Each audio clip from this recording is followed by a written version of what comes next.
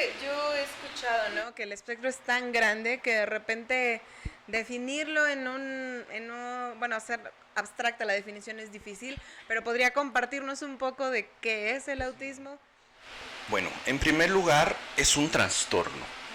Eso es algo importante. No es una enfermedad, pero sí presenta fallas en el funcionamiento ejecutivo, el pequeñito, ¿no? Y las fallas que presenta son básicamente de 3 o 4 índoles. Fallas en la comunicación, dificultades en la socialización, con una conducta muy restringida, muy cerrada, poco flexible, dificultades sensoriales, dificultades alimentarias.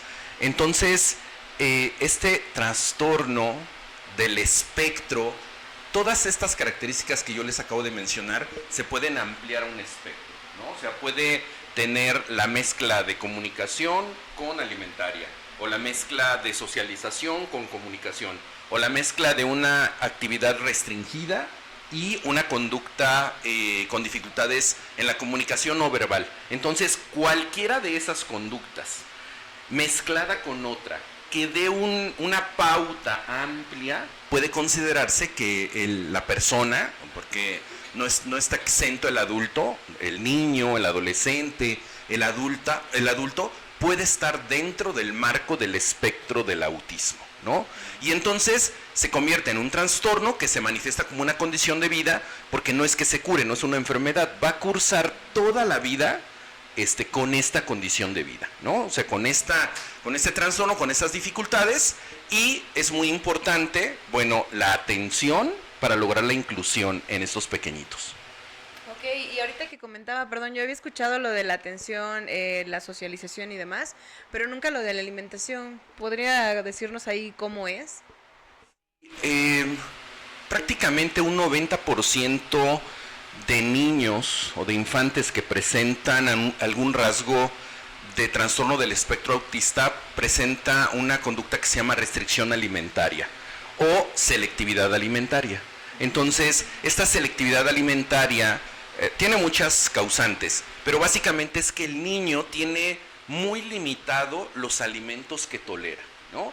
Puede ser que el niño solamente coma cosas crocantes o cosas suaves y no le gusta otra cosa, o no pueda asimilar otros alimentos, ¿no? Entonces las mamás pues se preocupan mucho porque el niño solamente come galletas y no sé, jamón, ¿no? Solamente. No le puedes dar una fruta porque la escupe, la vomita, etcétera. No le puedes dar carne porque presenta una reacción totalmente diferente. Y esto tiene, bueno, las causas de la restricción alimentaria son básicamente 3, ¿no? O sea, una es algo que se conoce como una apraxia motora orofacial, es decir, una dificultad del control motor de los músculos y la lengua, ¿no? De los músculos masticatorios y la lengua, que hacen que el niño no pueda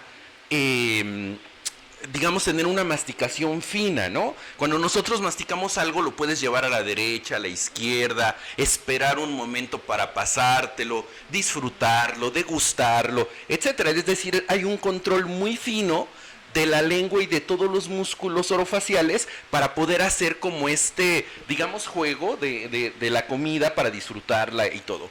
El pequeñito no, él tiene una apraxia, entonces se le dificulta mucho coordinar la lengua con la masticación, con la deglución, y por lo tanto él siente que se puede atragantar o ahogar en cualquier momento y prefiere rechazarla, ¿no? Esa es una de las condiciones que tiene.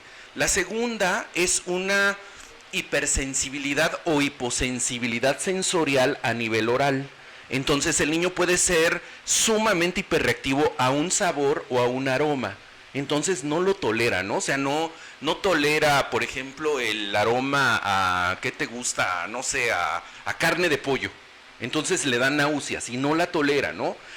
No es como un niño normotípico que, digamos, puede tener esa sensación extraña de la primera vez que prueba un alimento, pero tú dices, se lo adorno, se lo presento, y como que ya va aceptando, ¿no? El niño con espectro tiene una hiperreactividad, es decir, el nivel de reactividad de la conducta pues es sumamente complejo, ¿no? Y el tercero, bueno, ya va a ser parte de la personalidad del niño, que es una personalidad sumamente estructurada y rígida. Entonces él dice esto y no se puede salir de ahí, ¿no? Entonces son 3 factores que hacen que el pequeñito tenga muchos problemas alimentarios. Además, híjole, es que es todo un rollo. Sí, es muy amplio. El cerebro está conectado prácticamente con todo el cuerpo, por supuesto. Sin embargo, hay una conexión muy importante entre el intestino, los microorganismos o bichitos que viven en nuestro intestino, que se llama microbioma, y nuestro cerebro. Esa conexión que tenemos se llama eje intestino-microbiota-cerebro. En ellos está sumamente disfuncional por la misma genómica del problema y por las dificultades alimentarias. Entonces, el microbioma del intestino de estos pequeñitos está dañado y genera una permeabilidad intestinal y hace que las bacterias, los bichitos, se pasen al torrente sanguíneo. Entonces el niño con autismo presenta frecuentemente estreñimientos, diarrea, inflamación, alergias, etcétera. Y por eso hay que tratar pues toda esta parte alimentaria de una manera sistematizada. Sí, fíjate que yo tengo, ya tiene un tiempo que no veo a un pequeñín en la familia de mi pareja. Una de sus sobrinas tuvo un bebé, ¿no? Y digamos que es de la edad de mi pequeña Naomi. Pero siempre que íbamos a visitarlos no sabíamos, nadie sabía que tenía autismo en realidad. Y muchos de las conductas que está usted comentando, o sea, ahorita ya son, ya está diagnosticado que tiene autismo, ¿no? Pero es muy cierto, o sea, decíamos, siempre estábamos conviviendo, ¿no? En la sala y le decíamos, ven. Y él así como que se quedaba pensando, como asimilando y se quedaba así en un espacio, en un rincón. Prácticamente se quedaba en un rincón. Mientras que mi chiquita andaba corriendo, brincando y todo. Y también en el momento de comer, como bien lo dice, sí era muy selectivo. O sea, él comía cosas empanizadas y comía como papitas, como cereal. Entonces, sí, ya después cuando nos dijeron, ¿saben qué? Es que pues ya lo diagnosticaron, tiene autismo, porque también se estreñía demasiado, no podía comer cualquier cosa. Entonces, es muy cierto, y uno pues no tiene como la información correcta. También pues como no sabíamos, ¿no? Entonces no sabíamos también cómo tratarlo, porque decíamos, oye, no sé, o sea, porque todavía le decían, oye, no seas así, vente, no seas gruñón, no sean... Y no es que fuera gruñón, sino es que ya era su personalidad, ¿no? O sea, ya por el mismo tema del autismo tenía esas actitudes. Entonces, sí es muy importante saberlo también, porque ya, o sea, conforme ahorita lo está comentando y decía, sí es cierto, o sea, sí presentaba todo ese tipo de síntomas, y la verdad es que uno no lo sabía. Bueno, yo no, en ese momento yo no sabía que era el autismo, ¿no? Pero como ya se ha visto más en estos tiempos, de que ya muchas personas están presentando autismo, de que ya se están incluyendo a estas personas en actividades, en que pues tiene que ser uno más sensato en las cosas que habla uno con ellos también, ¿no? Porque me ha tocado coincidir con adultos que tienen autismo. Entonces es muy diferente el trato que tenemos, pues digamos que las personas sin ese padecimiento, que con ellos, ¿no? Ahí, doctor, por ejemplo, hablaba ahorita de que es una condición de vida, o sea, pero entonces, si yo tengo un diagnóstico, que se me hace valiosísimo hacerlo a temprana edad, pero la realidad actual es que hay muchos adultos que hasta al ser adultos son diagnosticados, ¿no? Y más bien eran como excluidos o señalados como esta parte, y obviamente yo no dudo que sea desde la ignorancia, ¿no? A lo mejor no es que los papás o los mismos familiares quieran como encasillarlos, pero si tú ves desde la ignorancia, ves esto y dices, pues es así, no te preguntas por qué, ¿no? Ahora, como ahorita está como el diagnóstico en niños, pero siendo adultos, ¿qué esperanzas hay, no? O sea, ¿hay algo que pueda regular para llevar a una vida, y yo puedo decir ahora que es normal, ¿no? Pero pues, que una vida más común? El término sería lo más cercano a ser un niño normotípico, ¿no? Esa es como la parte, digamos, técnica. Eso que dices es muy importante. Primero, el diagnóstico. El diagnóstico es un proceso largo y difícil para la familia, porque el enfrentarse a observar en tu hijo, del cual tienes expectativas de que juegue, de que corra, de que hable, de que diga mamá, diga papá, etcétera, y que éstas no aparezcan en un tiempo determinado, pues empieza como a hacerte ruido, ¿no? Pero todo proceso de pérdida de una expectativa o pérdida de lo que sea, se incorpora en nuestra psiquis un proceso que todos conocemos que se llama duelo.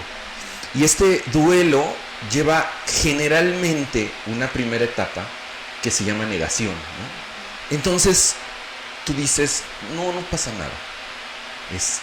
Como que más adelante lo va a hacer, ¿no? Y aparte está muy reforzado socialmente. O sea, la abuelita del niño dice, no te preocupes, así eras tú de chiquita. Hablaste hasta los, no sé, hasta los, casi cada quien a su tiempo, ¿no? Ajá. O su papá era así, o no, déjalo, ¿no? A veces hasta el mismo personal de salud te dice, no, es un ritmo de desarrollo que se va a emparejar después. No, a mí me parece, hoy en día los estándares son que si un pequeñito no presenta ciertos patrones, primero de locomoción, de motricidad, de lenguaje, en tiempos perfectamente determinados, son signos de alarma para daño neurológico. ¿En qué se convierten estos signos de alarma? Se puede convertir en cualquier trastorno, ¿no? O sea, en cualquier situación, incluida el autismo. Aunque el autismo tiene una peculiaridad muy importante, es de aparición tardía. No se observa, por lo menos no es tan observable en los primeros meses. Empiezan a aparecer los primeros rasgos a los 12 meses, a los 16 meses, a los 24 meses, a los 2 años y medio, es cuando empiezan a aparecer los rasgos, ¿no? En cada niño de manera totalmente diferente. Entonces sí es, híjole, pues bien complejo porque tú vas viendo el desarrollo de tu niño y él va bien, o sea, va logrando las cosas que tú consideras son correctas, ¿no? Ajá. Y cuando llega esa etapa hay como un anquilosamiento o se detiene y es cuando empiezas a observar todas estas conductas. Yo les voy a nombrar algunas temporalidades de algunas funciones que tiene que cumplir el pequeñito, ¿no? Muy sencillas para que estén al pendiente. Y generalmente las mamás, los papás deberían llevar una bitácora del desarrollo, ¿no? Ahora hay varias aplicaciones que te dicen, yo he revisado algunas, no voy a decir como la marca, porque a mí me parecen incorrectas en la temporalidad actual, como que le hicieron personas con teorías del siglo pasado, ¿no? Cuando hoy está como un poquito más avanzada esa parte. Pero por ejemplo, un niño tiene que sentarse solito, sin ayuda, a los 6 meses. Tiene que gatear a los 8 meses. Tiene que caminar a los 12 meses. A los 12 meses tiene que decir palabras aisladas. Al año tiene que unir 2 palabras. A los 3 años tiene que hacer una oración pequeña completa. Entonces, a los 2 años y medio tiene que tener control de esfínter. Esos puntos que parecen tan sencillos, si no se logran esas temporalidades, es un foco de alarma muy importante, ¿no?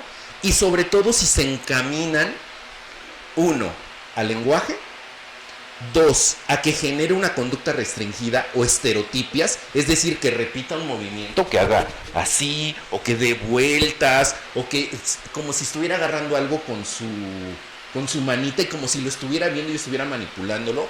Esas conductas estereotipadas son muy características del autismo, ¿no? El caminar de puntitas es muy característico del autismo. Entonces, esas conductas sí es muy importante. Una vez observándolas, llevarlo a un profesional de la salud. Y a mí me parece muy pertinente llevarlo a un pseudopsiquiatra, ¿no? Creo que ese es el profesional adecuado. No llevarlo al área de psicología, porque el área de psicología no hace el diagnóstico. El área de psicología puede hacer un diagnóstico del desarrollo, de la condición emocional, etcétera. Pero quien hace el diagnóstico médico con la clasificación que existe hoy en día es el pseudopsiquiatra. Y es el único que puede, digamos, corroborar que efectivamente tiene autismo y que requiere una atención especializada. El otro profesional que puede hacer como el protocolo de neuroevaluación es el profesional en neuropsicología o neurorehabilitación, ¿no? Entonces, son los 3 profesionales que existen. Desafortunadamente no hay muchos. Desafortunadamente hay muchos tabús, ¿no? O sea, porque dices, ¿cómo voy a llevar al pediopsiquiatra a mi niño a esa edad? ¿Por qué lo tengo que llevar? Pues porque eso, tú lo dijiste muy claro, entre más temprano, mejor pronóstico del desarrollo, ¿no? Entonces, eso es muy importante. Ahora, para hoy existen ya muchos protocolos para evaluar en la edad preescolar, en la edad escolar, en la adolescencia, en la adultez joven, en la adultez tardía y en la etapa, digamos, de una adultez plena, ¿no? Ajá. Y hay protocolos para evaluación para ver si tienes rasgos del espectro. No que tengas como tal espectro del autismo, pero sí hay rasgos del espectro que se pueden manifestar y que nunca te los habían diagnosticado y te los diagnostican, ¿no? Tardíamente. Y hoy es muy común en las redes sociales que sale que es que a mí me diagnosticaron autismo hasta los 25 años. Sí, lo que pasa es que puedes tener rasgos, pero no cumplir el criterio, ¿no? Entonces, esos rasgos, o sea, obviamente te los diagnostican en una etapa tranquila, pero no te impidieron tener tu desarrollo. Obviamente, te costó más trabajo que un niño normotípico, ¿no? Y que hubiera ayudado mucho a la atención temprana en ellos, pues para tener un mejor desarrollo. Pero si es difícil enfrentar a la familia a un diagnóstico que es casi evidente, que ellos son los únicos que no lo ven, imagínate un rasgo que casi pasa inadvertido, ¿no? Pues obviamente no es culpable la familia ni nadie, o sea, es parte de la poca información que existe, ¿no? Y también parte de la poca formación que existe sobre la temática y de la pobre información que se difunde, ¿no? Generalmente vamos a tener 3 niveles de autismo, o sea, autismo con una gran necesidad de apoyo, o sea, un autismo profundo, nivel 3, que requiere asistencia permanente, o sea, requiere que tú estés ahí, que tenga un maestro sombra, que no tiene interacción para nada, no tiene lenguaje, a veces no tiene marcha, tiene dificultades de la motricidad, es decir, requiere asistencia permanente. Ese es un autismo tipo 3, ¿no? O sea, no hay interacción, no hay verbalización, no hay control motor, no hay alimentación solo, o sea, todo el tiempo requiere asistencia. El autismo tipo 2 requiere cierta asistencia para ciertas cosas, para ir al baño, para bañarse, para comer, pero para lo demás, no, tranquilo, ajá. Y el autismo nivel 1, digamos que es el más leve, por así decir, tiene rasgos, ¿no? A lo mejor tiene un problema de comunicación, a lo mejor tiene un problema alimentario, pero es perfectamente adaptable. Y fíjate que con una buena atención, o sea, con una buena atención, desde que se observan las primeras los primeros rasgos, empieza a tener atención en neurorehabilitación, en neuropsicología, el apoyo farmacológico es que es indispensable, es un tema indispensable que se tiene que hablar. El pronóstico es muy bueno, ¿no? Cuando es autismo 2, autismo 1, el autismo 2 puede migrar al 1 y el autismo 1 puede salir del 1, ¿no? Y quedar como si no tuviera los rasgos. Eso no quiere decir que está curado, quiere decir que está fuera de la cantidad de rasgos que reúnen al espectro, pero siempre va a tener esos rasgos, ¿no? Uh-huh. Sí, pero están controlados. Pero están controlados y el niño puede manejarlos perfectamente. Lo que no escuché es que el 3 migre al 2. No, es que es bien complejo, no, porque ya son fallas multigénicas, bueno, todo es falla multigénica, pero digamos que ya hay muchos genes involucrados, territorios cerebrales muy afectados, entonces cuesta mucho trabajo. Sí se puede, o sea, sí hay evidencias de que pase eso, de que suceda, es muy complejo, ¿no? Es muy complejo y también tenemos que ser realistas. O sea, a veces los papás, cuando el niño es un nivel 3, tampoco puedes volar la expectativa, ¿no? Tampoco le puedes decir, no, va a ser un niño... Sí, lo vamos a sacar. Ajá, sí, lo vamos a sacar, va a ser funcional. No, también hay que poner la expectativa real. O sea, sí va a evolucionar en esto, va a ser independiente en esto, ¿no? Dependiendo de cómo va la evolución del pequeñito, para no crear falsas expectativas. Y después hay mucha frustración, mucho enojo, y pasan duelos terribles, ¿no? En la familia. Entonces, es mejor ser como muy objetivos en el desarrollo. Obviamente, para una familia con un niño con espectro tipo 3, que digamos no controlaba esfínter a los 6 años y de repente logras que controle esfínter a los 7, dices, wow, ¿no? O sea, es un logro enorme, ¿no? Esos logros sí se pueden, pero de eso a llevarlo afuera, no, es muy complejo, ¿no? Sin embargo, perdón, nada más, del 2, migrarlo, me parece, si es a buen tiempo, si es con buen manejo, si es con el manejo multidisciplinario, a mí me parece que evolucionan muy, muy bien. Okay, y aparte creo que el espectro 1 y 2 son los que más podemos encontrar. Sí, bueno, sí, y sí. sobre todo a los que más debería yo, o ahí pongo yo el foco en decir cómo podemos como sociedad integrarlos, o sea, hacer una sociedad integral que no, más allá del juzgar, no juzgar, no, o sea, esa pertenencia, ¿no? En las aulas, y es una pregunta que a mí sí me ha brincado mucho, ¿no? Como mamá, porque la verdad es que ahora las neurodivergencias son, más bien yo diría, es raro encontrar a alguien normativamente, exacto. Estamos bien neurodivergentes todos. Sí, en realidad sí, ¿no? O sea, el Claro. que no tiene TOC, el que no tiene No, sí, claro. TDAH, o sea, bueno. Sí, pero todo. a pesar de eso, bueno, vamos en un porcentaje, ¿no? Pero ahora mi pregunta es, en un espectro 2, por ejemplo, ¿es bueno, es sano que esté en una escuela normal o, bueno, común? Y la pregunta es más bien por el niño, ¿no? O sea, yo de repente como mamá lo he vivido, me ha tocado que en la escuela de mis hijos veo estos rasgos que de repente sí entiendo el dolor o la dificultad de la mamá al querer reconocerlo y lo entiendo perfecto, no me lo imagino, no lo puedo entender, pero me lo imagino perfecto.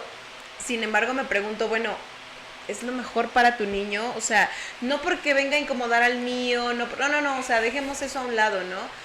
A mí mi pregunta ¿es lo mejor para ellos? Porque estamos hablando de que estamos en una escuela privada, entonces no me habla de una persona que tal vez, híjole, no tiene que ir a una pública, no, o sea, a lo mejor, ¿cuál sería la recomendación? ¿No necesitan una atención especial o pueden incorporarse y es tal vez lo mejor para ellos? No sé, ustedes el No, que saben. qué pregunta tan compleja, porque a esa pregunta se enfrentan los papás del niño, los papás de los compañeros del niño, los niños, los docentes, los directivos, ¿no? El niño. Es todo ahí un mundo y a veces hay contraposición, ¿no? O sea, mientras el papá dice, no, yo quiero que se integre. Aunque tenga nivel 3, yo quiero que esté ahí. ¿Por qué? Porque hay una ley sobre el autismo que dice que se tiene que incluir. Y efectivamente, o sea, el papá puede hacer esa petición, ¿no? Ahora viene lo que usted bien... Bueno, la parte así como que usted dice, ¿qué es lo mejor para el niño? ¿Una escuela de educación especial o una escuela regular, ¿no? Entonces, ahí lo más importante es hacer una evaluación integral del desarrollo de ese pequeñito. Y con base a ciertos criterios del neurodesarrollo y ciertos criterios psicopedagógicos, se determina si la mejor instancia es integrarlo a una escuela de educación regular con asistencia o sin asistencia, ¿ok? Porque puede ser que sí, pero necesita un maestro sombra. Entonces, obviamente, pues, sí, adelante, ¿no? O sea, si la familia lo puede costear, adelante. Pero si no, es mejor que esté en una escuela de educación especial, ¿no? Entonces, a mí me parece que depende de una valoración, no del criterio del maestro ni del papá. Es una evaluación que tiene que hacer un profesional desde el punto de vista pedopsiquiátrico, desde el punto de vista psicológico y psicopedagógico. Y se cumple con ciertos criterios de adaptabilidad, el pequeñito creo que puede evolucionar muy, muy favorablemente en esta instancia, ¿no? Yo creo que también debería, o sea, es parte de la información que uno como papá recibe, ¿no? Porque, por ejemplo, yo podría decir, tengo a mi hijo con autismo, pero yo quiero que esté ahí, ¿no? O sea, y que estén en la posición necia, por decirlo así, de que ellos quieren que su hijo esté en una escuela regular, ¿no? Que tenga una vida regular como con todos los niños y demás.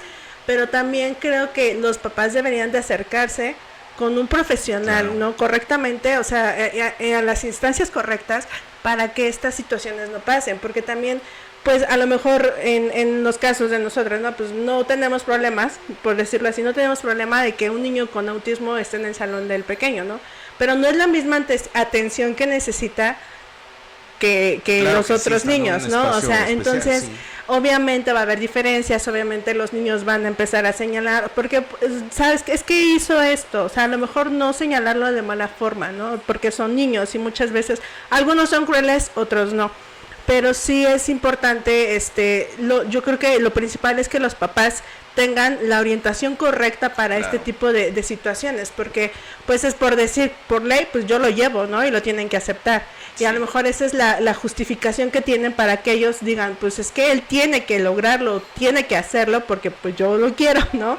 Y no es lo correcto, no es lo mejor para el pequeño también, ¿no? O sea, están dejando como a un lado el tema de la aceptación que puede tener el pequeño en esta situación, ¿no? No, y lo que dices es súper importante, ¿no? O sea, sí los papás tienen que tener una aceptación para recibir el apoyo profesional.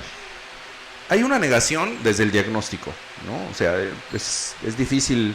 Hay una etapa en la evolución del diagnóstico en la familia que se llama etapa de peregrinación.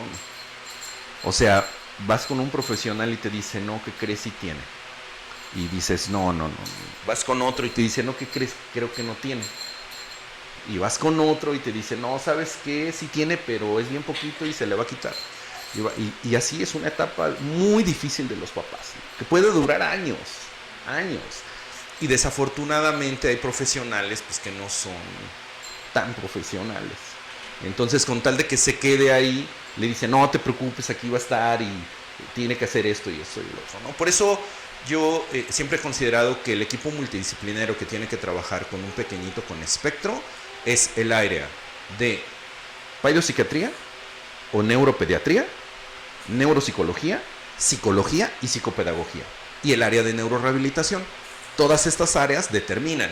Ahora viene la problemática, no todos los niños tienen acceso a todos esos profesionales, ¿no? Entonces, sí comprendo, digamos, toda la situación tan complicada que se vive y que viven ellos. Pero digamos que vamos a ser optimistas, quedan en buenas manos. Entonces lo que se hace es una valoración del desarrollo, una valoración psicopedagógica, neurológica, etcétera, y se dice, ok, sí puede entrar, pero con ciertas características. A lo mejor los horarios se adecúan, a lo mejor los espacios se adecúan, a lo mejor, bueno, tiene que sensibilizarse a los padres de familia, se sensibiliza a los pequeñitos dentro del aula, se sensibiliza a todos, se hacen algo que en el área pedagógica les dicen ajustes razonables, es decir, los exámenes, las tareas, las actividades se adecúan razonablemente a este pequeñito.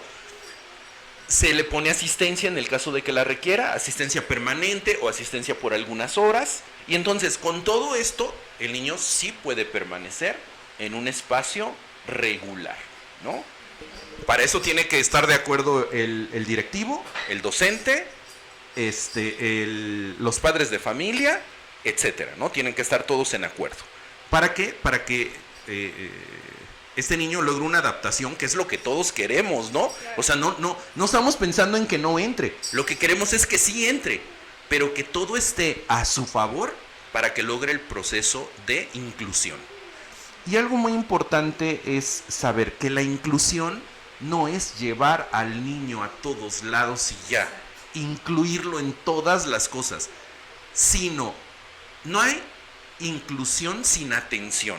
Primero hay que darle toda la atención para que ese niño tenga las herramientas adaptativas para que pueda adaptarse a la casita, a la escuela, ir al cine, ir al mercado, etcétera. Y que el papá no le tenga miedo a que un día va al mercado y los gritos de las señoras lo pongan mal y dice, no, ya jamás lo voy a llevar ahí. Pues están limitando su desarrollo, ¿no? Porque pues hasta uno le da como cosa, ¿no? Que te están diciendo, no, llévelo, y a ver, espérenme tantito, ¿no? Ajá, te estresas, ahora imagínate el pequeñito. Entonces hay que irle dando oportunidad de llevarlo nuevamente, de que vaya nuevamente, de que se vaya adaptando justamente a estas... ¡Ay, qué hermosa bebé! ¡Ay, no, qué belleza!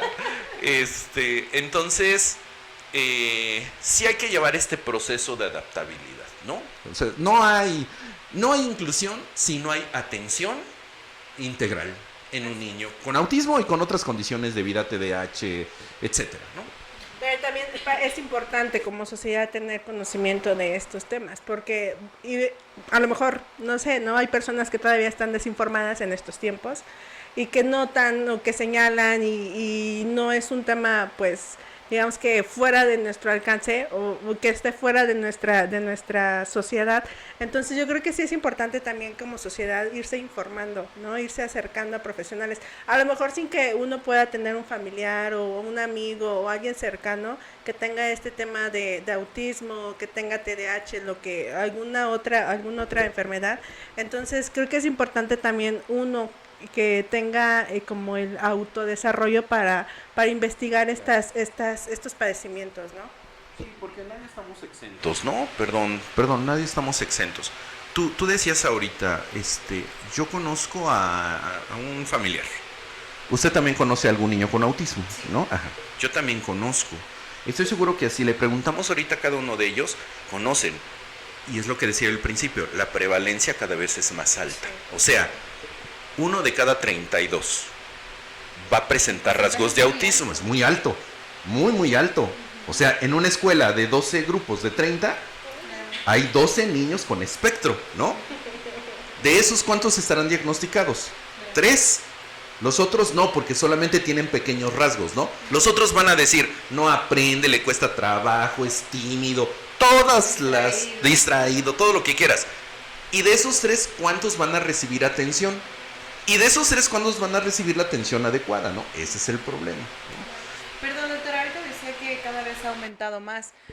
¿Hay algo, o sea, cuál es el común? ¿Qué es lo que está pasando para que eso, o qué podemos hacer para disminuirlo? Fíjate que vamos a tener un momento crucial en los últimos años, la pandemia.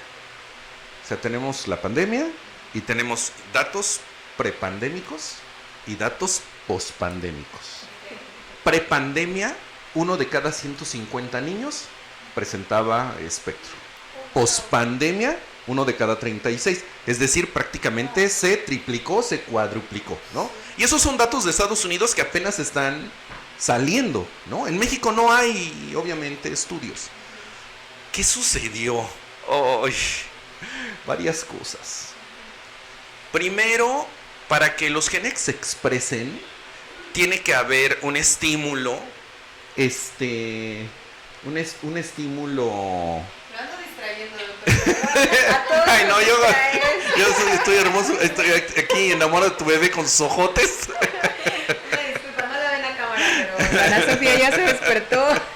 No, Perdón, doctor, ahora sí. No. No, hay que está hermosa tu bebé. Decía, ¿por qué aumentó? Bueno, sí, para que los genes del desarrollo se expresen, tienen que recibir influencia epigenética, ¿no? Todos hemos oído esa palabrita. Genética es lo que traemos ya heredado totalmente. Epi quiere decir sobre y genética, epigenética sobre la genética. Entonces, epigenética es todo lo que está sobre la genética. ¿Y qué es todo lo que está sobre la genética? Todo lo que está en el medio ambiente. ¿Ok? Entonces, a ver, todos hemos escuchado el mito del libro de la selva, de Mowgli. De que se va a la selva y lo crían unos lobos, etcétera. Esos casos están documentados. Cuando rescatan a los niños después de los 8 años, 9 años, y no hablaron, ya jamás van a hablar. ¿Por qué? Porque hay genes que se expresan a determinadas edades. O sea, hay fases sensibles de que se expresen los genes del lenguaje. Si no se expresan en esos momentos, si no se manifiestan en esos momentos, si no hay la estimulación, ya no se van a expresar nunca. Entonces esos pequeñitos nunca han hablado, aunque los estimularon posteriormente digamos, a la sociedad. Entonces, ¿qué pasó en la pandemia? ¿Los niños tenían contacto social? No tenían contacto social. ¿Los papás estuvieron en contacto social con los niños? No. Estuvieron así, mira. ¿No? ¿Los niños tuvieron oportunidad de jugar? No. ¿Los niños tuvieron oportunidad de dialogar en su ritmo de desarrollo con otros niños iguales? No. Entonces, digamos que la manifestación epigenética del desarrollo se limitó. Y entonces, ahorita, muchos niños no tienen esa sonrisa, esta interacción, todo este... Mira, por ejemplo, ve cómo ella le está sonriendo, ¿no? O sea, ella le está sonriendo, él lo voltea y la ve, nosotros estamos... Hay una estimulación permanente, aunque no lo lleves a estimulación, ¿no? O sea, todo... Y vela, está feliz, ¿no? O sea, ve esto, ve el otro, ve a gente. Eso hace que sus genecitos estimulen áreas del cerebro para que se manifiesten. En la pandemia eso no sucedió, ¿no? Eso no sucedió. Y por lo tanto... Sí, claro. Los niños de pandemia son así. Sí, igual, o sea, mi niña... Tienen más dificultades, claro. O sea, ella no entró a primero de preescolar, entró hasta segundo. Hasta segundo. Y hasta segundo año ella empezó a hablar, dejó el pañal, o sea, hubo mucho retraso. Sí, es complejo. Sí, fue muy fuerte para los pequeños, porque dicen, es que es niño de pandemia. Y actualmente le cuesta un poquito, ya no tanto, pero sí le cuesta le cuesta socializar, ¿no? Sí, o sea, juega Y un ratito con los niños y luego se va a su espacio. Sí, es un síndrome pospandémico. Otra cosa que nos sucedió, ¿te acuerdas que te hablé ahorita del microbioma? De los bichitos. No solamente tenemos bichitos en el estómago, tenemos bichitos en la piel, en nuestra nariz, en nuestra boquita, en todas las partes tenemos bichitos. Esos bichitos en su conjunto se les conoce como microbioma. Ese microbioma es el conjunto de genes que forman esos bichitos, ¿vale? Y hoy en día ese microbioma está considerado... ¡Aguas! ¡Cuidado! Todo está bien. Tranquilos, no pasa nada. Mira, mientras no esté temblando... No le pegó. No. Esos bichitos, denominados microbioma, hoy se consideran el órgano adquirido más grande del cuerpo. Okay. Como si fuera el corazón, los pulmones, el hígado, pero adquirido. ¿Ok?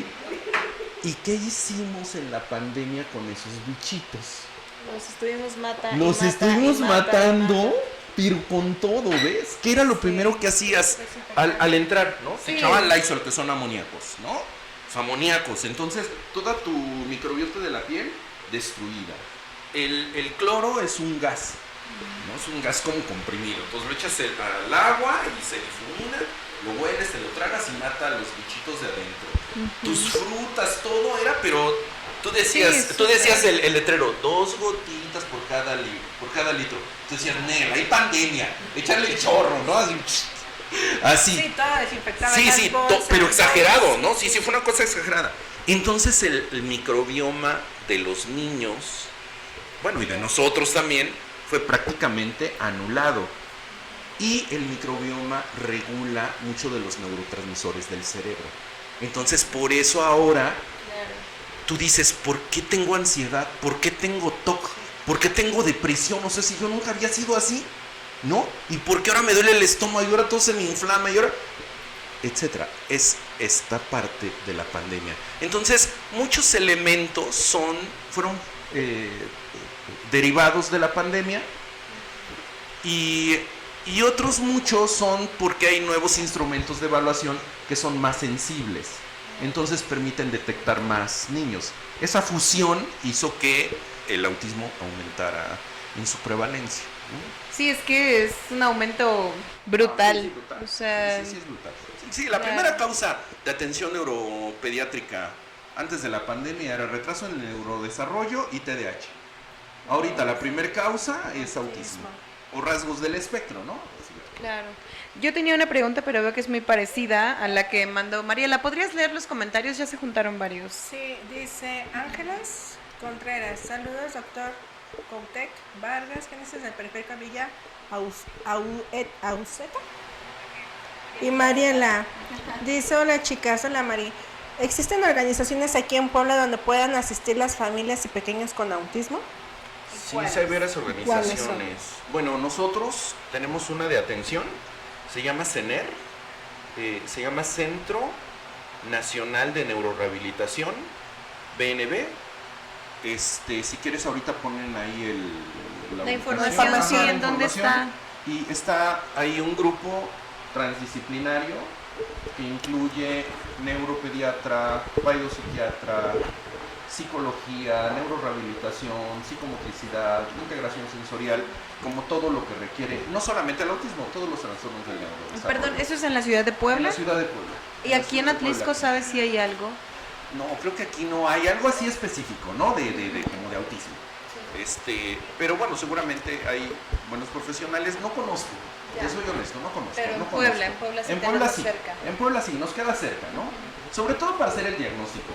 Ya a lo mejor no hay un centro en Atlisco, pero sí hay psicología, sí hay deporte, sí hay, como que podemos diversificar aquí, ¿no? O sea, sí se puede aquí. Además está el CRI, sí, hay aquí un CRI, un Centro Regional de Rehabilitación, ¿no? Sí. Un centro de rehabilitación que tiene por lo menos lo básico. Bueno, nosotros podemos recomendar ese. Sin embargo, hay otras organizaciones que se dedican exclusivamente al autismo, ¿no? Okay. Asociación Poblana de Autismo, me parece, que también trabajan autismo. Hay como 3 muy serias, ¿no? Okay. Muy, ¿Y en el sector buenas. público, doctor, sabes si se está aumentando la atención a este Fíjate sector? que ayer salió una nota, me llamó la atención una nota de que dice, si tienes un niño con autismo no estás solo, el ISSSTE te respalda. Como que acaban de abrir un programa en el ISSSTE para como darle fortaleza al apoyo a niños con autismo, ¿no? Entonces, me imagino que si es del ISSSTE también en el seguro y en todos, ¿no? Y pues son adecuados. Fíjate que el órgano rector para grupos vulnerables son los sistemas DIF estatales, los sistemas DIF municipales y el Sistema Nacional para el Desarrollo Integral de la Familia, el nacional. Entonces, los DIF tienen por mandato de ley atender a los grupos vulnerables, que son estos grupos, ¿no? Entonces está el DIF de aquí y el DIF tiene su centro de rehabilitación, y si no da aquí, entonces lo mandan al Centro de Rehabilitación y Educación Especial en Puebla. Está en las áreas de educación especial. O sea, sí hay por parte del gobierno estos espacios que permiten un tratamiento básico, ¿no? Quiero decir básico, porque es público, ¿no? Digamos. Sí, pero para una primera atención o para un seguimiento. Sí, es bueno. Claro. Es bueno. Es bueno, sobre todo si no hay los recursos. O sea, si no hay los recursos, digamos, por parte de la familia, el DIF es lo adecuado, claro. O si tienen ISSSTE, seguro, etcétera, se les da la atención. Okay. Y aquí CENER, les doy Está apareciendo, de hecho. Ok. Pantalla, pero también sí. CENER es Centro Nacional de Neurorehabilitación BNB. Todos están certificados en una metodología que se llama Behavior Neurological Base, que es una metodología de alta tecnología, nueva. Entonces me parece un centro muy adecuado. Lo dirige la doctora Alejandra Luna Torres. Y bueno, tiene un equipo transdisciplinario y está ubicado en la calle 15B Sur 713. Por Mayorazgo, está por el campo de golf. O sea, está justo, nos queda en la entrada de Atlisco, donde está Paseo Destino. Ahí llegas a la 11 y a la izquierda, y por ahí ya está, ¿no? Y el teléfono está muy accesible, sí. Y los costos muy accesibles. Y es 2229-201307. Nosotros trabajamos con ellos. Okay. Entonces es un centro muy adecuado para ello, ¿no? Para quien quiera, quien necesite el apoyo, quien tenga duda, quien sienta que puede su niño rendir más, bueno, está el espacio para poder hacerlo, ¿no? Sí. Hay un comentario de Spinelli Andrade. 2 comentarios, de hecho. Dice, en la prepa donde trabajaban, los maestros recibíamos a grandes rasgos las fortalezas y debilidades de los alumnos con temas de autismo, y nosotros, de acuerdo a nuestra materia, se realizaban adecuaciones. Siempre se mantenían informados a los papás y a sus compañeros, ayudaban o se sensibilizaban con su situación, sobre todo cuando tenían algún tipo de crisis. Muchos de los papás no les importaba con tal de que obtuvieran 10, sino tener herramientas y habilidades para adaptarse a la sociedad. Qué bueno. Fíjate, esta parte de la sensibilización del área docente, que son como los de primer contacto. Sí. O sea, después de la familia, el siguiente que tiene contacto son los maestros, ¿no? Y pobrecitos, o sea, a veces como que están bien súper presionados porque tienen otros 30, otro tiene TDAH, otro tiene problemas de lenguaje, otro tiene esto y otro tiene espectro. Entonces sí es bien complicado para ellos. Y la verdad yo percibo que hacen un gran esfuerzo para generar estos apoyos, ¿no? Dar información. A veces falta, y creo que estos espacios muy bonitos para que ellos se capaciten más, se sensibilicen más y podamos darles una mayor atención. Yo quiero reiterar, es muy importante la canalización al área psiquiátrica, al área neuropediátrica, al área neuropsicológica y de neurorehabilitación. ¡Uy, cuidado! No, ya pásenme esa bebé para acá, por favor. Yo la voy a cargar, porque si no... ¡Ey, qué hermosa! ¡Qué preciosa! Es que yo le sonrío a todo el mundo desde los brazos de su mamá. No. Yo nada más quiero que me sonría, me como que a todo mundo. Es que brazos mágicos, por eso anda de buen humor. Pero quien le extienda los brazos no es personal, doctor. Se queda. Desde aquí estamos bien. No, qué padre que el área docente tenga eso. Y sobre todo, por ejemplo, ya cuando llegan a... Es que cambió la ley. Había una ley de... No recuerdo cómo se llama la ley de educación, donde no se podía reprobar a los pequeños. Tuvieran lo que tuvieran. Entonces, sí, pero sí causa un problema. O sea, tú imaginas, te llega un paciente de bachillerato y no sabe leer y escribir, y tú dices, a ver, ¿cómo? O sea, ¿cómo está eso, no? O sea, no. Es que no lo pudimos No reprobar. cuadra, es que no se puede reprobar, ¿no? Ahora esa ley cambió, ahora sí se puede repetir el grado Y darle la atención especializada para que mejore sus habilidades, que me parece una ley muy congruente para la atención, ¿no? Porque no tiene caso pasarlo nada más por pasarlo, ¿no? Porque o sea, las exigencias son más complejas y entonces lo sometes a mucho estrés, a mucha presión, y eso puede tener un problema serio también de desarrollo, ¿no? Claro, y doctor, para ir, sabemos que es un tema muy amplio, ¿no? Y aparte hay muchas divergencias, ¿no? Hay muchos temas, pero en nuestro entorno, en nuestro día a día, ¿cuáles serían las cosas que podríamos nosotros como aportar o nosotros poder decir, más allá de quitar el juicio, más allá de aconsejar a nuestros hijos incluso, ¿no? Si tú ves esto, se habla mucho de los volúmenes, el tono de la voz, el poder sostener cuando hay una crisis, pero también quiero la pregunta ahora como mamá del otro lado, ¿no? ¿Cómo yo regulo a mi hijo ante eso? Porque ya pasó, ¿no? En la escuela de mi hijo pasó, un chiquillo tuvo una crisis y él llegó así, con los ojos conmigo y me decía, ¿no? No, me dijo, mamá, fue esto y pasó esto y yo lo agarré. Yo lo agarré y lo abracé y yo así como, ok, y yo le ayudé a la maestra porque la maestra no lo podía alcanzar, entonces yo corrí y mi compañero y yo nos pusimos en la puerta para que no se fuera a salir porque se iba a salir a la calle, ¿no? Y yo decía, ok, y de inmediato fue, pero una compañera estaba llorando igual, o sea, se asustó mucho y entonces sus palabritas, mi hijo tiene 7 años, me dijo, yo no sabía si abrazarlo a él que estaba queriendo pegarle a la maestra o abrazar a mi amiga porque estaba asustada. ¿Cómo podemos? Porque se habla mucho, ¿no? De hace muchos años tuvimos un curso con un grupo de jóvenes acá que se llamó Cuidados para el Cuidador. Y eso me encantó porque digo, se habla mucho de cómo cuidar, por ejemplo, en este caso, ¿no? A las personas con discapacidad, con sillas, con muletas, pero ¿quién cuida al que cuida? Aquí, ¿cómo podríamos nosotros también acompañar y validar el miedo, la sorpresa, ¿no? Ante estas situaciones que también va en la vida de las demás, del entorno, ¿no? Bueno, debe de haber, en todos los trastornos del neurodesarrollo, debe de haber, yo creo que 3 fases en el entorno escolar, por lo menos, ¿no? La primera fase de sensibilización, es decir, si yo como escuela voy a incluir niños con diversidad de condiciones de vida, o sea, yo voy a aceptar niños con TDAH, con trastorno por déficit de atención, voy a aceptar niños con espectro del autismo siempre que tengan ciertas características, voy a aceptar niños con retraso cognitivo, voy a aceptar niños con problemas para el cálculo, para la escritura, etcétera.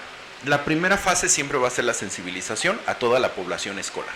O sea, no es que por disposición, ellos digan, no, pues yo los voy a aceptar y ya, ¿no? O sea, se tiene que dar a conocer, y se tiene que dar a conocer a los padres de familia qué significa cada una de esas condiciones de vida y cuáles son los retos que tendrá que enfrentar las pequeñas microcomunidades que se generan alrededor de ese pequeñito, ¿no? Entonces, eso es algo muy importante que no se puede dejar pasar. Si no hay esa sensibilización, va a haber muchos conflictos entre las familias, ¿no? Con los padres de familia. Porque, por ejemplo, tú lo tomas bien, tienes este programa, ustedes son personas muy prosociales, ¿no? O sea, están siempre pensando qué hacer.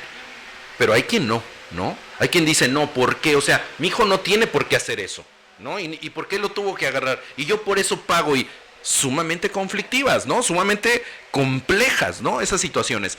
Entonces me parece que la primera fase de sensibilización es importante. La segunda, en la primera reunión, aparte de la primera reunión, son... Constantes. Sí. Es que muchas veces no basta con la primera reunión, ¿no? Es que tiene que haber reuniones específicas, claro, para esa sensibilización, independiente de la primera reunión de que les dicen, ¿no? Porque son procesos específicos, ¿no? Ok. Segundo es la modelación. Entonces, eso ya es en la microcomunidad. Entonces, en el salón de clases, la maestra tiene que explicarle a ustedes, miren, hay 2 niños con autismo, hay un niño con TDAH, van a tener estas características. El niño con autismo viene así, grita, se mete abajo de la mesa, pero no pega, ni muerde, ¿no? El otro sí muerde, pero no se pega abajo de la mesa, etcétera, ¿no? Esas son las características. Entonces, cuando suceda tal cosa, recomendamos a los niños hacer X circunstancia, ¿no? Hablarle a la maestra inmediatamente cuando se le vaya acercando. Huir e irse con la maestra, ¿no? O hablar con el niño, no sé, o sea, ya habrá estrategias ahí que pueden, dependiendo para cada caso, porque tampoco son todos, ¿no? O sea, son muy específicos. Y hacer los modelajes, ¿no? O sea, hacer una modelación. Es decir, a ver, vamos a imaginarnos que ahorita Juanito entra en crisis. A ver tú, Pedrito, hazle como si estuvieras gritando. ¿Qué vamos a hacer todos? Ah, bueno, entonces, todos, a ver, vamos a respirar profundo, ¿no? Como simulacro. Sí, bueno, como un simulacro, o sea, una simulación. Vamos a respirar todos, vamos a dejarlo que él termine su crisis, yo voy a ser la encargada de agarrarlo. Si le pido a alguien que me ayude, me ayuda. A los que no les pida, no, los demás no se preocupen, respiren tranquilos, etcétera, ¿no? sí. O los que sientan un poco de miedo pueden salir un momento, ¿ok? Entonces ya haces toda la modulación. Lo vamos a hacer a la de 3. 1, 2, 3. Y empieza ahí el niño, ¿no? Y entonces ya todos hacen lo que les corresponde. Eso ayuda muchísimo. Muchísimo. Sí, claro. Y después evaluar el momento que sucede la situación, para ver cuánto de lo que se sensibilizó y cuánto de lo que se modeló funcionó y cuánto no, y entonces modificar esa modulación, ¿no? O esa simulación, digamos. Y de esa manera funciona muy bien, ¿no? En las instituciones educativas, ¿no? Eso es algo muy importante, porque no hay unas recomendaciones especiales para un niño con espectro. O sea, no hay unas, no existe. Porque son totalmente, tú dijiste, sí, no, son totalmente diferentes, ¿no? Pero sí, ya cuando lo tenemos en el microsistema, ya sabemos cómo son. Ahí sí ya sabemos cómo son. Ahí sí ya sabemos, muerde, tengan cuidado, porque sí muerde, pega, ¿ok? Entonces, tranquilo, si ves que se te acerca, ahora sí que córrele, ¿no? O háblale a la maestra, o dile, Juanito, no me vayas a hacer algo, y a lo mejor con eso responde. Pero ya están las indicaciones predeterminadas para que los niños sepan cómo actuar, ¿no? Sí, y tienen que tener esos protocolos. Perdón, sí. No, es muy importante porque, me parece muy importante lo que dice, porque siempre, ante cualquier cosa, ante un robo, ante una caída, siempre le decimos a los hijos, tú cuídate, pero nunca les decimos cómo. Entonces se me hace muy valioso esta información que comparte, y sobre todo porque también nos ven algunas mises, algunas maetas. Entonces también se me hace muy valioso porque de repente uno quiere ayudar, pero no sabemos cómo, ¿no? Entonces, gracias por compartir. Tenemos otro comentario también de Judith Rojas, alias Yuyis. Saludos al jefito, supongo que es usted, y a Dani, gracias, amiga. Sí, es que Jude trabajó en el instituto. Nosotros venimos, le repito, del Instituto de Ciencias de la Rehabilitación Integral, que es una institución de capacitación basada en neurociencias de todos los trastornos del neurodesarrollo. Entonces, digamos que capacitamos a los profesionales, a docentes, terapeutas físicos, ocupacionales, etcétera, para atender estos casos. Y Yuyi estuvo trabajando con nosotros en la parte administrativa y la quiero mucho, le mando un abrazo, qué bueno que ande por acá, y creo que hasta va a regresar ya a trabajar, ¿no? Así es que ya de una vez le doy el aviso. Ok. Pues sí, como dijimos, doctor, este es un tema muy amplio, pero creo yo que hoy nos llevamos mucha carnita del tema, ¿no? Mucha información, muy valiosa, muchas cosas a considerar. Gracias por lo compartido y no sé si quiere agregar algo más. Pues fíjate que ayer Lupita escribió un mensaje muy bonito en las redes sociales que decía: comprender el autismo es aprender otro idioma. Y me parece muy, muy bonito, ¿no? Porque el niño con autismo tiene otra manera de expresarse, tiene otra manera de comunicarse.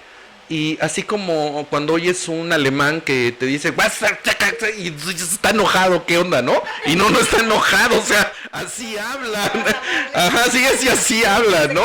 Porque nosotros somos como muy dulces para hablar, o sea, todos nosotros, no, pues es que la cajita, y agarra la cajita y el dulcecito, ¿no? Y ellos son como así. Entonces, es lo mismo, ¿no? O sea, es una diversidad, y con el niño con espectro también tiene esa diversidad. A veces grita, a veces nos da de vuelta, se para, etcétera. Y creo que tenemos que estar preparados para entender ese idioma. Hay una frase que me fascina a mí, que dice: un niño con autismo me enseñó que el amor no precisa de palabras. Entonces, sí, es muy bonito entender a estos pequeñitos que tienen otra manera de ser, otra forma de ser, entenderlos, pero atenderlos. ¿No? Sí, no sí, nada sin más. Sin romantizar. Sí, sin romantizar, o sea, no es que, ay, ya qué bonito que porque no habla y eso, no, o sea, no, sí, porque es bien difícil. Entonces, sí entenderlos, pero atenderlos con todos los profesionales y con todos los protocolos que haya. Y algo que a mí también apenas escuchaba y se me hace importantísimo: no son angelitos. O sea, yo entiendo esta parte romantizada culturalmente en México, en Puebla, o sea, si vamos haciendo más chiquito el Zoom o más grande el Zoom, esta parte de tienes un niño con autismo, es un angelito, no es un angelito, es un niño, es una persona. Entonces se me hace muy valioso lo que dice, que no son angelitos, porque los angelitos no necesitarán a las creencias de cada quien comer, atención, claro, ni escucha, ¿no? Ellos sí la necesitan. Entonces, pues gracias por cerrar de esta forma. Como tú dices, son niños que van a ser personas, son niños, claro, que tienen necesidades especiales, que tienen peculiaridades que hay que respetar, que hay que comprender, pero hay que atender, ¿no? Entonces, es que decía, por ejemplo, una mamá, nada más para cerrar, dice: oiga, ¿qué pasó? ¿Y lo puedo regañar? Pues claro, o sea, lo estás educando, es un niño, ¿no? O sea, si hace algo indebido, pues regáñalo. O sea, no, pero es que tiene autismo. Sí, pero es un niño que se está educando, que hay que ponerle límites, reglas. O sea, eso es lo que tenemos que entender para poder atender todas estas situaciones, ¿no? También considerar que un papá que tenga un pequeñín con autismo tiene que buscar también la ayuda, no solamente para su pequeño, sino para él mismo, ¿no? Para sobrellevar la situación y las situaciones que socialmente se presentan, ¿no? Ay, es que ahorita, bueno, lo dijo ella y ahorita lo dices tú, y el síndrome del cuidador es terrible, ¿no? O sea, a veces se muere primero el cuidador que el paciente, por el desgaste que tiene, muchas veces. Fíjate, nada más para cerrar, un paciente con TDAH muy severo, el niño, o sea, no lo parabas ni un segundo. Y el papá tenía un apego patológico al niño, no lo podía soltar. Y nosotros le decíamos: señor, tiene que ponerle un maestro sombra. No, yo no voy a dejar a mi hijo. porque lo tengo que cuidar, porque es mi responsabilidad. O sea, sí, pero le está haciendo daño todo el tiempo su contacto, no solamente al niño, que no lo va a tener toda la vida, sino a usted. El señor estaba en un preinfarto, ansiedad, depresión. Era una persona como de 41 años, parecía de 60, ¿no? Ajá, sí, o sea, entonces es muy grande el desgaste. Y por eso tenemos que tener esta sensibilidad para, sí, efectivamente, tener un trato diverso, pero también un trato que sea respetuoso y de igualdad en la niñez, ¿no? En nuestras infancias. Sí. ¿Algo más que tú quieres agregar? No, infórmense, busquen apoyo y no juzguemos, ayudemos. Sí. Cualquier cosa también se pueden comunicar con nosotros. Nosotros los canalizamos a CENER al 244-115-2533. Entonces, nosotros somos de aquí de Atlisco, esa es la gran ventaja, pero el instituto tiene presencia en casi 10 estados del país, entonces podemos estar en cualquier estado, pero digamos nuestra casa, su casa, donde vivimos, donde comemos, está aquí en este paraíso maravilloso. La clínica está en Ciudad de Puebla y bueno, estamos para servirles. Ok, pues muchas gracias y ya tienen los datos. Si a lo mejor ustedes lo requieren o si conocen a alguien que puede servirle esta información, es importante compartir. Como siempre les decimos, gracias por los comentarios, gracias por estar acá y sobre todo, de repente el horario es un poco complicado, pero el episodio se queda, entonces la invitación como siempre es a compartir. Al final esta información puede servir y ayudar a lo vamos a compartir en las redes del instituto. El instituto tiene presencia en México, Latinoamérica, Iberoamérica, entonces vamos a compartir el podcast de hoy porque me parece muy importante, muy importante, y hay muchas agrupaciones de padres de niños con autismo que van a escucharlo y me parece importantísimo esta labor que hacen. Felicidades. Sobre todo, gracias doctor, y sobre todo creo que si de por sí para criar a un niño se necesita tribu, se necesita comunidad, en estos casos también es importante hacerla, ¿no? Sí. Pues doctor, le agradecemos mucho el tiempo que haya venido el día de hoy con nosotros a darnos esta información valiosa. Y pues, gracias. Dani, muchas gracias a todos. Mari, un placer, hermosa. Como siempre. Lo bueno que trae su ojo de venado para que no le vayan a hacer mal de ojo. Claro, es que está hermosa. Qué preciosa. Es que porque mexicana. Qué preciosa, qué hermosa. Qué hermosa, qué preciosa, bebé. Aquí la más sonriente, no, ella no sale a cámara, pero porque se enamoran de ella, Pues muchas gracias, sigan nuestras redes, ya saben, en Instagram, en Facebook, y compartan, sigan también las redes de Captura, y nos vemos en el siguiente episodio. Bye. Gracias. Bye. Las sorpresas en este programa no paran y venimos con nuevas integrantes. Pero con la misma dosis de información. Quédate con nosotros, porque ya comienzan las charlas con madres.